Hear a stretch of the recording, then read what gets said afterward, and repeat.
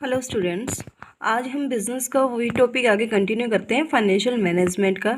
Last class में हमने पढ़ा था लॉन्ग टर्म इन्वेस्टमेंट डिसीजन। तो आज हम आगे कंटिन्यू करते हैं शॉर्ट टर्म इन्वेस्टमेंट डिसीजन के बारे में।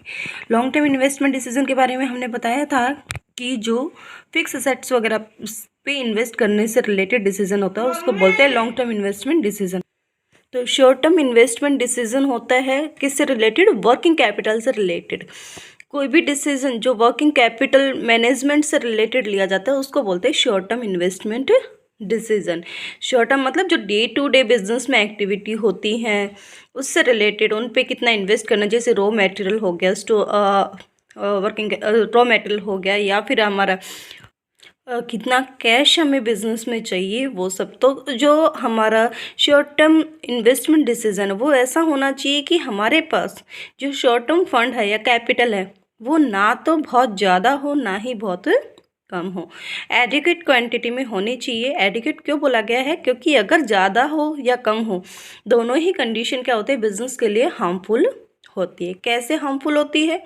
क्योंकि अगर ज़्यादा हो गई वर्किंग कैपिटल तो उस कंडीशन में क्या रहेगा, अमाउंट जो है, लिक्विडिटी तो रहेगी लेकिन अमाउंट वहाँ पे क्या हो जाती है, ब्लॉक होके रह जाती है, जिससे बिजनेस का प्रॉफिट जो है वो कम हो जाएगा। ठीक है, लेकिन अगर कम रहती है वर्किंग कैपिटल या शॉर्ट टर्म फंड तो उस कंडीशन में क्या रहेगा, जो लिक्विडिटी है वो कम रहेगी और जो डेली एक्टिविटी है उनको मैनेज करना बहुत ज़्यादा डिफ़िकल्ट हो जाएगा। तो शॉर्ट टर्म इन्वेस्टमेंट डिसीजन में ये ध्यान रखा जाता है कि जो फंड है शॉर्ट टर्म फंड वो ना तो बहुत ज़्यादा रहे ना ही कम रहे, एडिक्वेट क्वांटिटी में होना चाहिए। नेक्स्ट आता है हमारा फाइनेंसिंग डिसीजन। फाइनेंसिंग डिसीजन क्या होता है? जो फंड से रिलेटेड डिसीजन होता है, मतलब फंड कहाँ से एक्वायर किया जाए। ठीक है, बिजनेस में जो फंड चाहिए वो कहाँ से एक्वायर किया जाए, कौन से सोर्स से एक्वायर किया जाए। तो जब ये फंड एक्वायर किया जाता है तो इसमें भी देखा जाएगा किसके अकॉर्डिंग डिसाइड किया जाएगा कहाँ से एक्वायर किया जाए, कि कौन सा रिस्क, जैसे जब भी फंड एक्वायर करते हैं शॉर्ट टर्म हो या लॉन्ग टर्म, उसमें ये ध्यान रखना जाता है कि उसमें रिस्क भी होता है, कॉस्ट भी इन्वॉल्व होती है। रिस्क मीन्स पेमेंट, रीपेमेंट करने के रिस्क। ठीक है, कॉस्ट मतलब जैसे हमें डेट पे इंटरेस्ट पे करना पड़ता है, इक्विटी शेयर होल्डर्स को डिविडेंड पे करना पड़ता है, तो ये उनकी क्या है, कॉस्ट है। तो दोनों ही फैक्टर्स को ध्यान में रखते हुए तब फंड एक्वायर किया जाएगा, तब फंड से रिलेटेड डिसीजन लिया जाएगा कि कौन सा सोर्स ऑफ फंड है या कौन सा सोर्स ऑफ कैपिटल जो है वो बिजनेस के लिए सही है। ठीक है, अब इनमें भी बहुत सारे फैक्टर्स है, ऐसा नहीं है कि हमने सोच लिया कि शेयर इश्यू कर दें और उससे फंड एक्वायर कर लिया जाए, या डिबेंचर इश्यू कर ले उससे फंड एक्वायर कर लिया जाए। देखो, हमें पता है शेयर अगर सारे इश्यू किए जाते हैं तो उसमें क्या होता है, शेयर होल्डर्स ओनर होते हैं बिजनेस के, और उनमें प्रॉफिट जो होगा सभी शेयर होल्डर्स में डिस्ट्रीब्यूट किया जाएगा। सेम ऐसे ही अगर डिबेंचर इश्यू किए जाते हैं तो उसमें क्या रहेगा, एक टाइम पीरियड के बाद उनकी रीपेमेंट की जाएगी और उनका इंटरेस्ट भी पे करना कंपलसरी होता है। तो यहाँ पे क्या रहेगा, डिबेंचर लेस कॉस्टली तो होते हैं लेकिन इनमें रिस्क क्या होता है, ज़्यादा होता है, जबकि शेयर जो होते हैं वो मोर कॉस्टली होते हैं लेकिन रिस्क उनमें इन्वॉल्व नहीं होता, क्योंकि शेयर्स में अगर प्रॉफिट होगा उसी कंडीशन में पेमेंट करनी जरूरी है उनके डिविडेंड की। ओके, अब हम आते हैं फैक्टर अफेक्टिंग फाइनेंसिंग डिसीजन, कि फाइनेंसिंग डिसीजन को अफेक्ट करने वाले कौन कौन से फैक्टर हैं। फर्स्ट आता है कॉस्ट, जो कि मैं अभी आपको बता ही रही थी कि जो हमें डेट पे इंटरेस्ट पे करना पड़ता है और प्रेफरेंस शेयर पे फिक्स रेट ऑफ डिविडेंड, और जो इक्विटी शेयर होल्डर होते हैं उनको भी expected rate of dividend pay करना पड़ता है। तो उसके बेस पे डिसाइड किया जाएगा। तो ये क्या है, अफेक्ट करते हैं। अब ये डिपेंड करता है कि बिजनेस की सिचुएशन कैसी है। ठीक है, हम इक्विटी इशू करें, डेब्ट इशू करें, या फिर इक्विटी में भी जो है प्रेफरेंस शेयर करें, इक्विटी शेयर करें, या डिबेंचर इशू करें। अगर कॉस्ट के बेस पे देखा जाए तो इक्विटी शेयर जो होते हैं वो मोर कॉस्टली होते हैं और जो डेब्ट होते हैं वो क्या रहेंगे, चीपेस्ट सोर्स होंगे। तो इसके बेस पे डेब्ट कैपिटल एक्वायर करना सही होगा। सेकंड आता है रिस्क।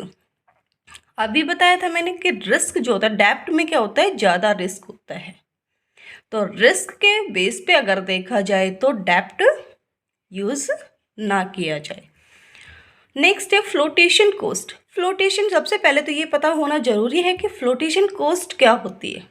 फ्लोटेशन कॉस्ट होती है जब भी कोई कंपनी ये जो फंड वगैरह या शेयर डिबेंचर वगैरह इश्यू करते हैं, ठीक है, कैपिटल एक्वायर करने के लिए, तो उस पे जो खर्चा लगता है, जैसे ऑडिट वगैरह का है, प्रोस्पेक्ट वगैरह का जो खर्चा लगता है, उस कॉस्ट को बोलते हैं फ्लोटेशन कॉस्ट।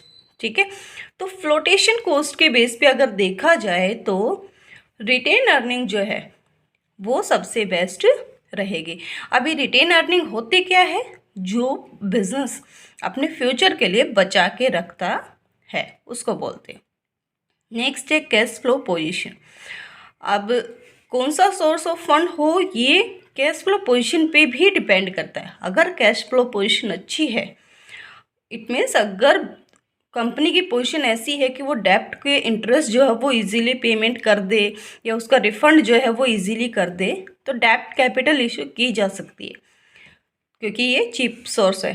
ठीक है, लेकिन अगर अच्छी नहीं है तो उस कंडीशन में डेब्ट इशू नहीं किए जाएंगे।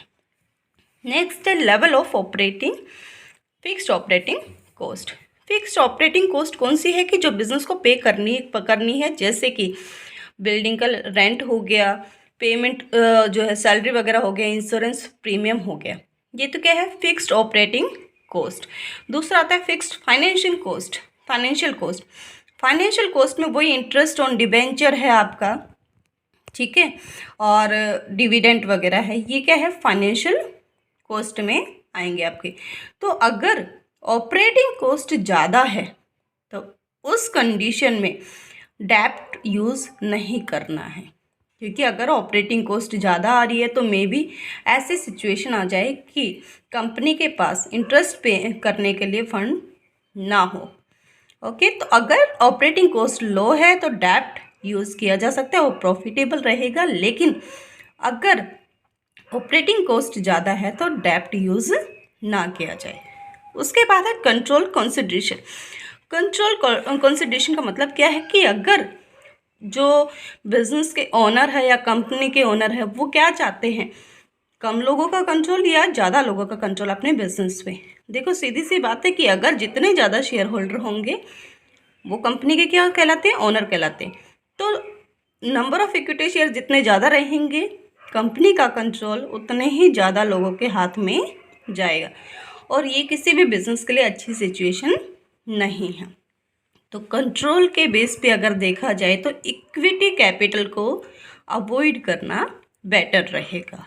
ओके, उसके बाद है state of capital market. Capital market की जो कंडीशन है वो कैसी है, बुलिश कंडीशन है या बियर की। तो बुलिश कंडीशन ऐसी होती है जो ज़्यादा प्रॉफिटेबल होती है, तो उस कंडीशन में इक्विटी पे लोग इन्वेस्ट करने के लिए रेडी होते हैं। लेकिन अगर इससे अपोजिट बियर कंडीशन मार्केट होती है तो उसमें क्या रहेगा, लो प्रॉफिट होता है।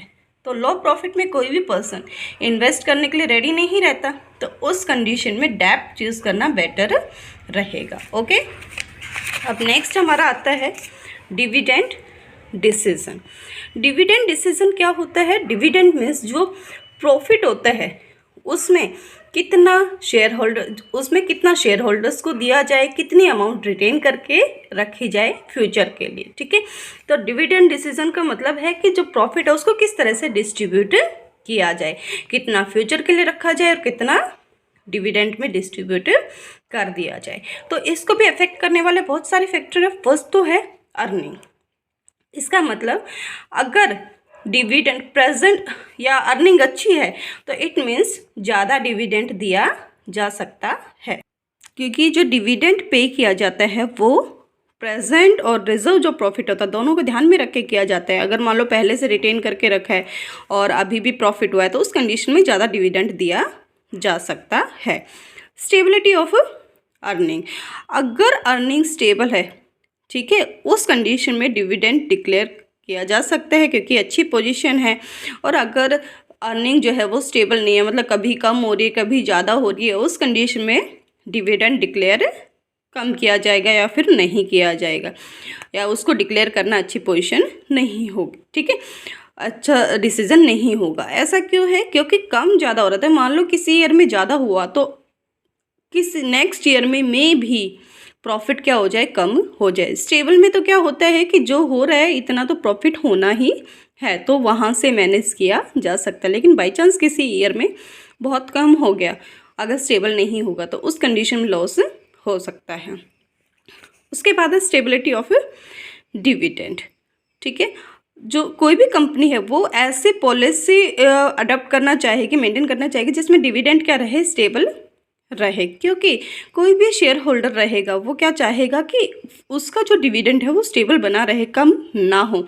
तो हमेशा जो डिविडेंड है वो क्या सोच के चलना है कि डिविडेंड या तो स्टेबल रहे या फिर उनका क्या रहे, इंक्रीज होता रहे। ठीक है, कोई भी नहीं चाहेगा कि उनका जो डिविडेंड है वो क्या रहे, डिक्रीज हो। तो इस पॉइंट ऑफ व्यू से क्या हो कि अगर थोड़ा सा भी प्रॉफिट में चेंज आता है तो वहाँ पे डिविडेंड क्या हो सकता है, इंक्रीज और डिक्रीज हो सकता।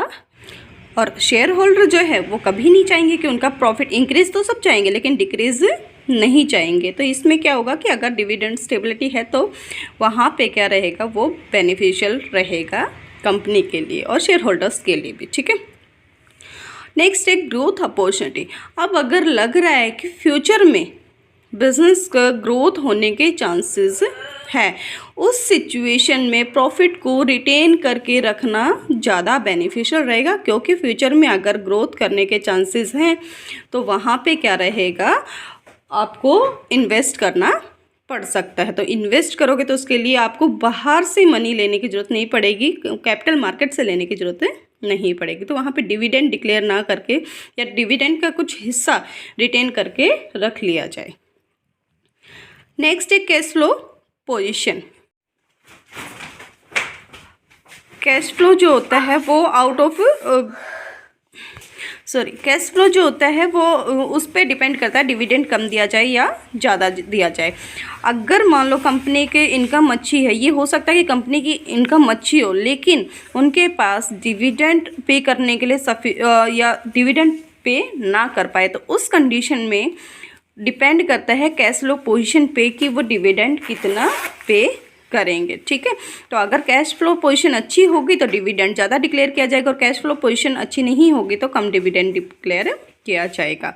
उसके बाद होता है शेयर होल्डर्स प्रेफरेंस, कि शेयर होल्डर जो है वो क्या चाहते हैं। कुछ शेयर होल्डर होते हैं जिनको रेगुलर इनकम चाहिए तो उनको डिविडेंड चाहिए, लेकिन कुछ शेयर होल्डर चाहते हैं कि उनके जो शेयर की वैल्यू है वो मार्केट में क्या हो जाए, इंक्रीज हो जाए। तो उस कंडीशन में क्या करेंगे, उनको डिविडेंड ना डिक्लेयर करे तो भी उनको चलता है, लेकिन उनके फ्यूचर में मार्केट में प्राइस क्या हो जाए, उसका इंक्रीज हो जाए। तो शेयर होल्डर्स के प्रेफरेंस के बेस पे भी चलेंगे। नेक्स्ट है टैक्सेशन पॉलिसी, कि गवर्नमेंट की जो टैक्स पॉलिसी है वो कैसी है। ठीक है, पहले क्या था कि हाई डिविडेंड डिक्लेयर किया जाएगा तो टैक्स भी ज़्यादा लगेगा और डिविडेंड पे, ठीक है, लेस डिविडेंड तो टैक्स कम।